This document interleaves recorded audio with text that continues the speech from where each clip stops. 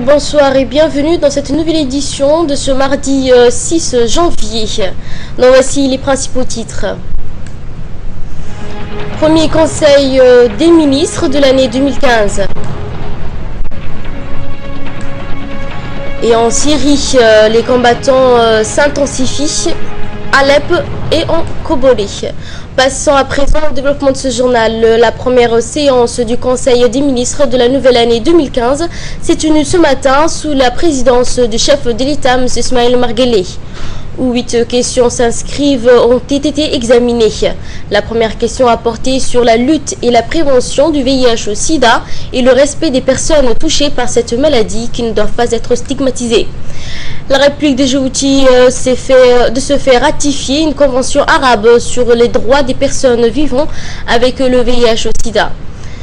Le second point a concerné le renforcement des services nationaux adaptés qui sont confiés à l'armée nationale et qui forment chaque année de nombreux jeunes qui ont quitté le système scolaire et apprennent un métier professionnel. La coordination et la gestion de ce service sont confiées à la primature. Puis le Conseil des ministres a abordé les questions des avantages en matière de primes de logement et en rémunération accordée aux magistrats, qu'ils soient chef d'une juridiction ou membre d'une cour donnée. Tous doivent être traités sur le même pied d'égalité. S'est tenue la première séance du Conseil des ministres en ce mardi 6 janvier 2015. Étaient inscrites à l'ordre du jour 8 questions. La première question est un projet de loi portant ratification de la Convention arabe pour la prévention du VIH-Sida et la protection des droits des personnes vivant avec le VIH. À travers la ratification de cette convention, la République de Djibouti confortera sa place parmi les pays à l'avant-garde de la lutte contre le sida. Le but de la Convention est de protéger la société à travers le renforcement, la protection et l'assurance de la pleine jouissance des droits humains et des libertés fondamentales pour les personnes vivant avec le VIH sur un même pied d'égalité avec les autres, en plus de la promotion du respect de leur dignité et de leur permettre de contribuer pleinement et efficacement à la vie sociale. La deuxième question concerne un projet de décret modifiant et complétant le décret 2003-0240/présidence et portant création du service national au développement, SNAD. Le service national d'appui au développement représentera à la fois l'actualisation et la redynamisation du SNA, qui a fait ses preuves depuis sa création. Ce service constitue un dispositif majeur de lutte contre la délinquance, le désœuvrement et le chômage, particulièrement des jeunes. De plus, il met l'accent sur la participation des forces armées djiboutiennes, placées au cœur du développement du pays pour une action concertée et collaboratrice de formation en faveur de la jeunesse. Il privilégie des formations répondant à la demande du marché de l'emploi, d'où son caractère modulable aussi bien dans la durée que dans le choix des formations dispensées chaque année. La coordination et la gestion de ce programme seront assurées par la primature. Le Conseil des ministres a ensuite approuvé le budget de fonctionnement pour l'année 2015 du Fonds de développement économique et de la Poste de Djibouti.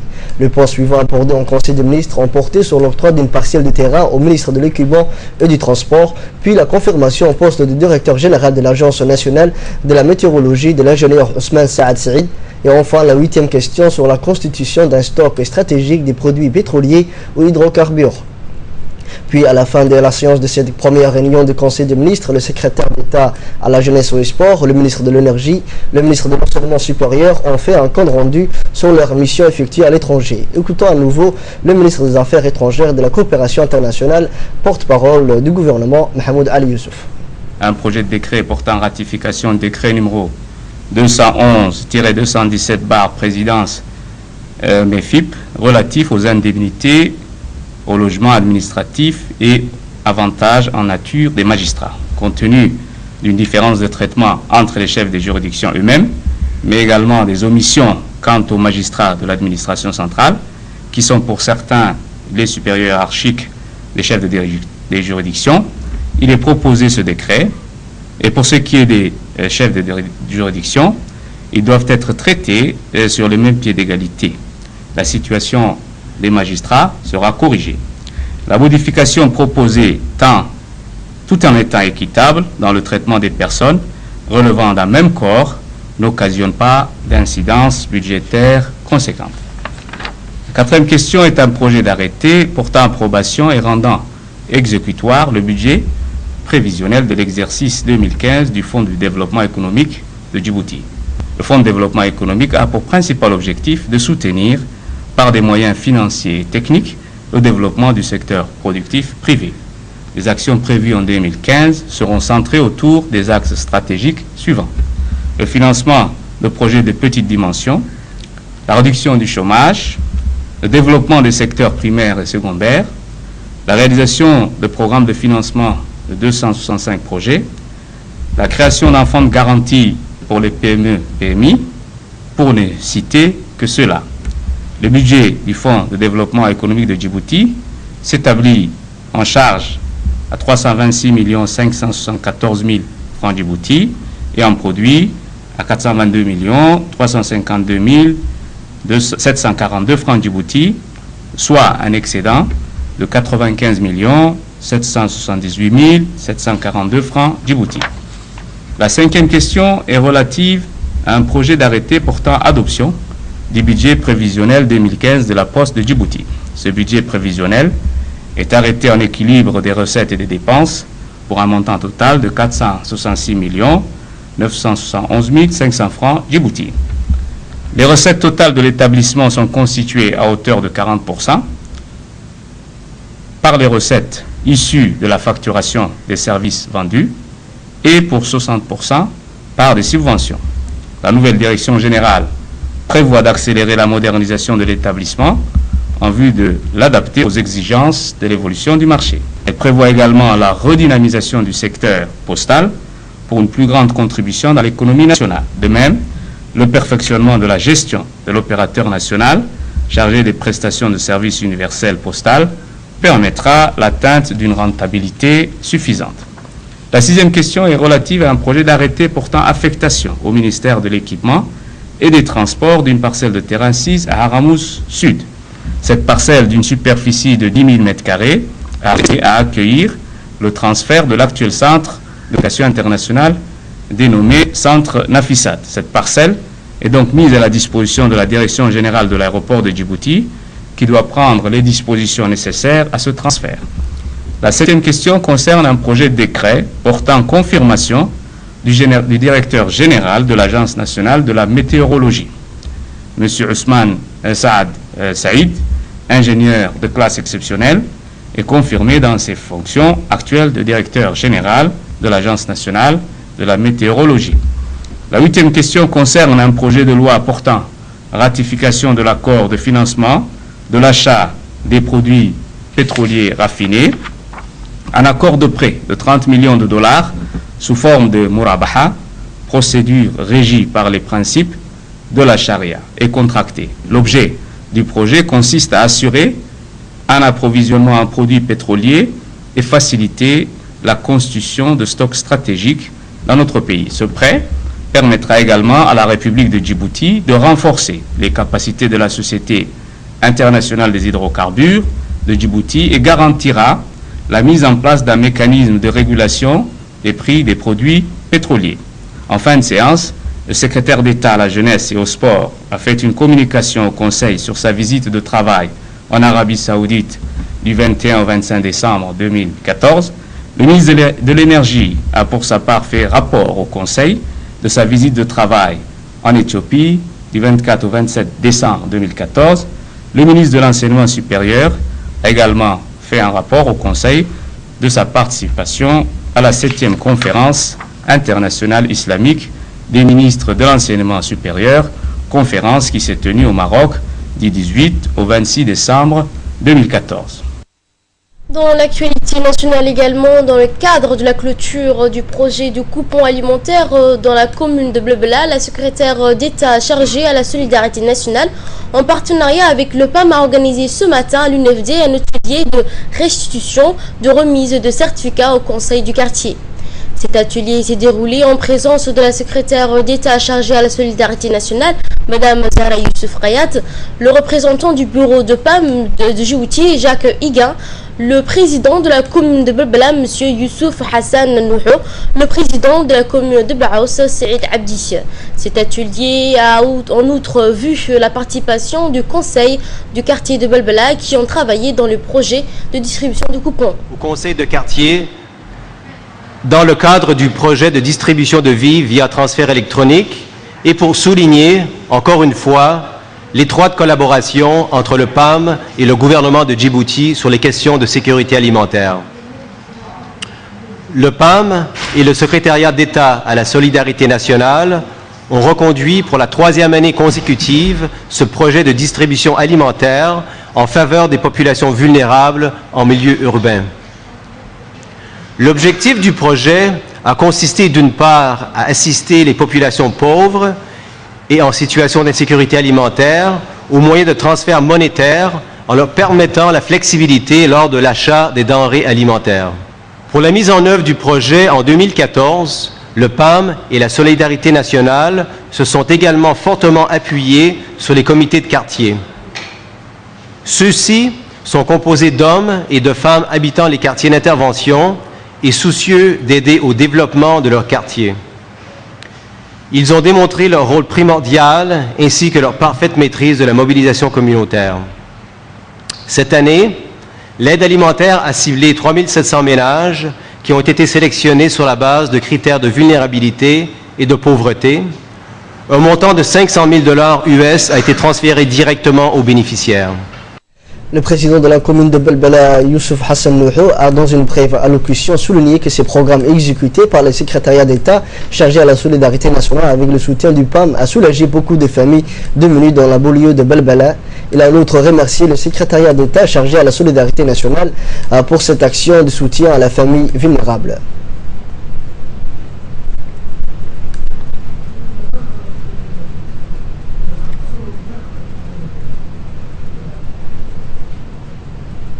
La secrétaire d'État chargée à la solidarité nationale, Mme Zahra Youssouf Kayad, dans son allocution unique, indique que l'objectif qui nous a réunis ce matin est de pouvoir améliorer l'ensemble de travail de conseil de quartier de Belbela.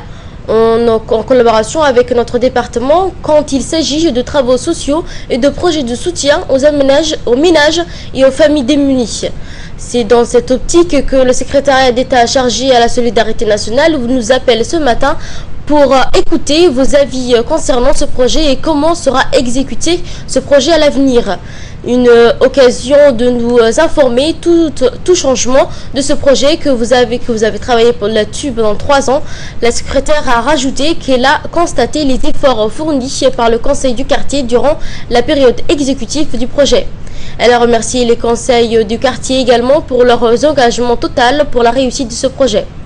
La secrétaire a précisé aussi que dans son allocution que sans la collaboration du conseil de ce quartier, ce projet n'aurait pas vu le jour.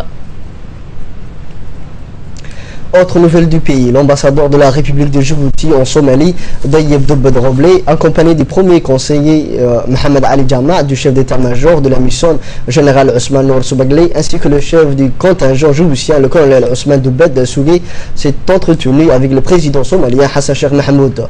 La rencontre est intervenue au moment où le nouveau premier ministre Omar Abdelrachid s'apprête dans le jour qui vient à former son nouveau gouvernement.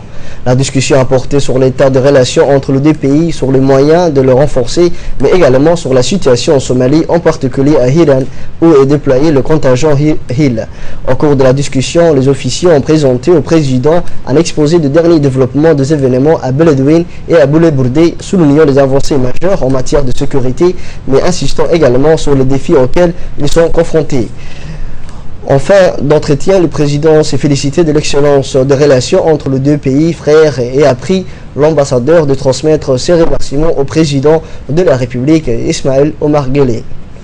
Direction la ville blanche, la préfecture de la région de Tadjoura a mis en place une comité de bienfaisance composé du préfet, du membre du conseil régional, d'un religieux, d'un leader communautaire et de 2 femmes afin de mener des actions de solidarité à l'endroit où les personnes sont dans le plus besoin et vulnérables.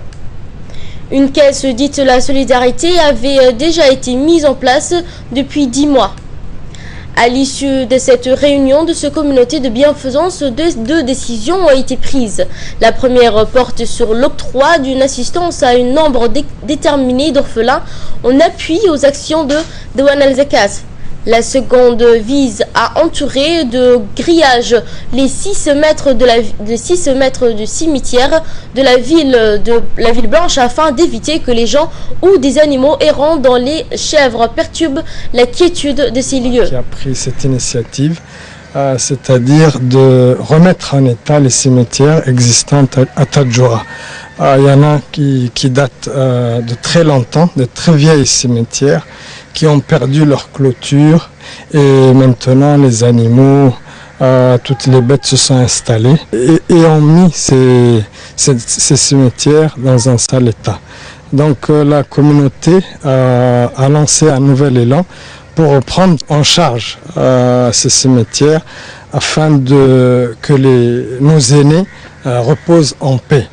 J'encourage aussi tous les citoyens djiboutiens de quelque milieu qu'ils soient, les politiciens, les commerçants, les citoyens djiboutiens ordinaires, pour participer à cette bonne action.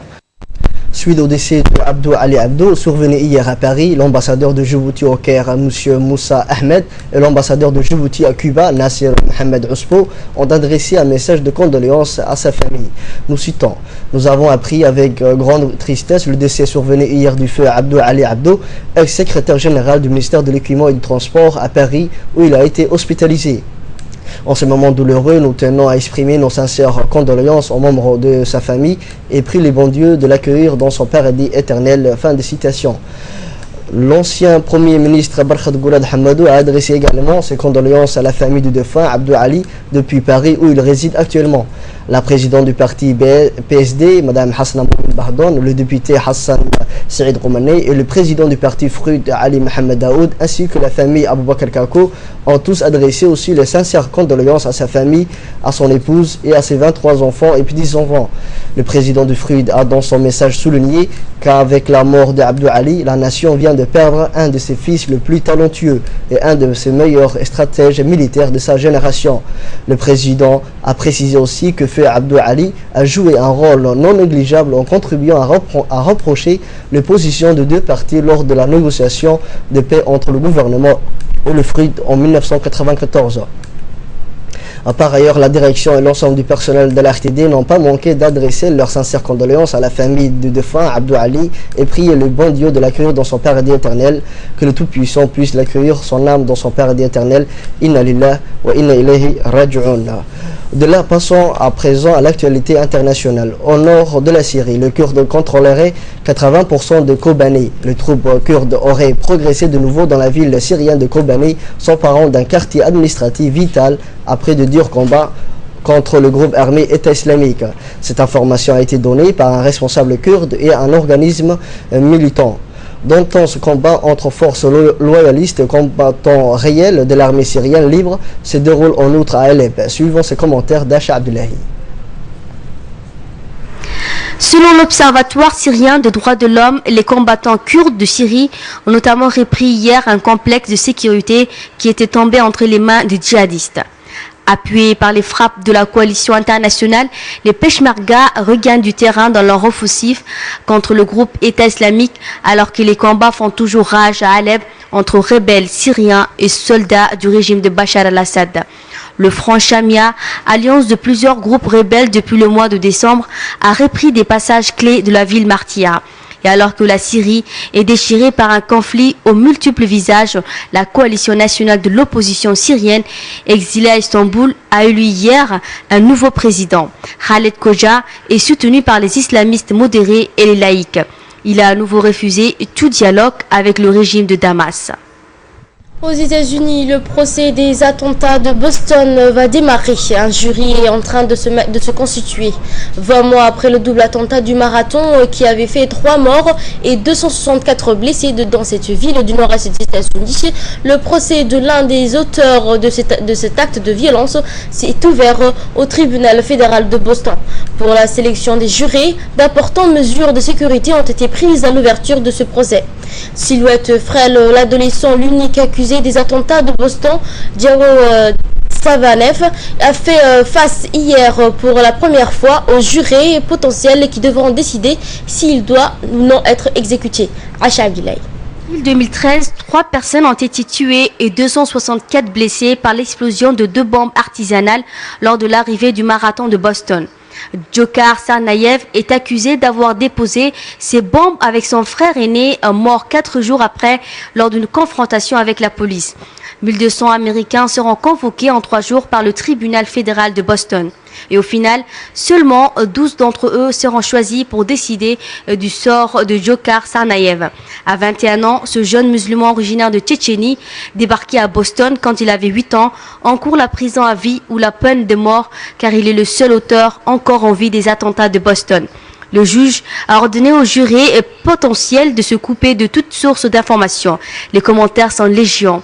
Depuis des mois, tout est passé au crible, y compris les avocats du jeune homme. La défense a une équipe de choc. Judy Clark, notamment, est peut-être la meilleure avocate spécialisée dans les affaires de peine de mort du pays. Et elle a fait un travail formidable du point de vue de la défense, explique un universitaire. Le procès commencera le 26 janvier et va durer entre 3 et 4 mois. Sur ces images, c'est la fin de cette édition. Merci à vous de l'avoir suivi. Passez une agréable soirée sur le reste de nos programmes.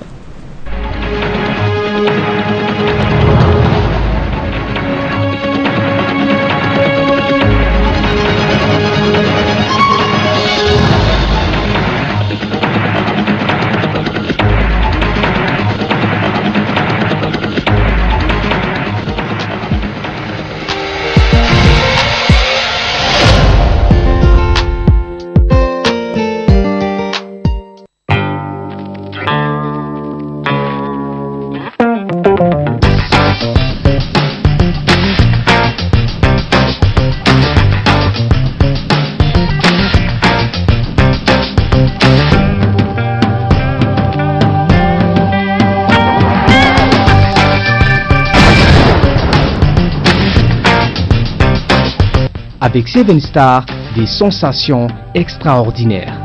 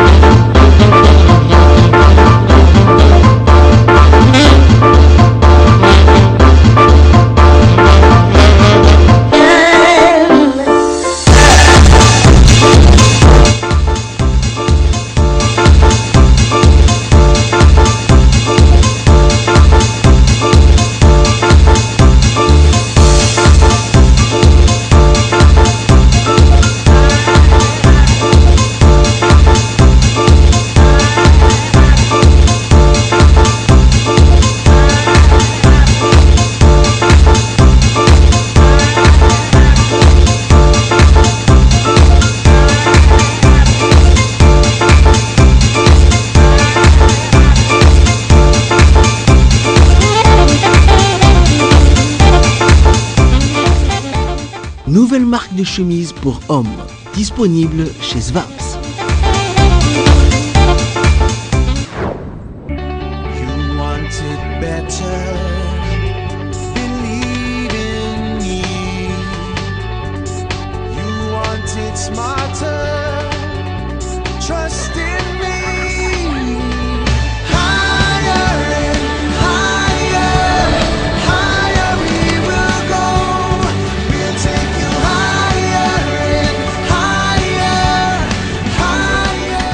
Promotion chez Ailleurs, le numéro 1 mondial de l'électroménager.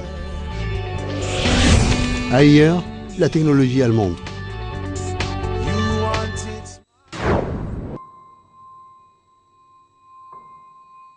Découvrez le nouveau smartphone de Djibouti Telecom. Une finition de haute qualité et des caractéristiques impressionnantes. Une caméra de 5 millions de pixels pour des photos en haute définition. La possibilité de placer dans votre smartphone 2 cartes SIM. Un grand écran tactile pour un maximum de confort visuel. Un choix de différentes couleurs. Ce smartphone sera prochainement disponible dans une offre exceptionnelle. Djibouti Télécom, chaque jour plus proche de vous.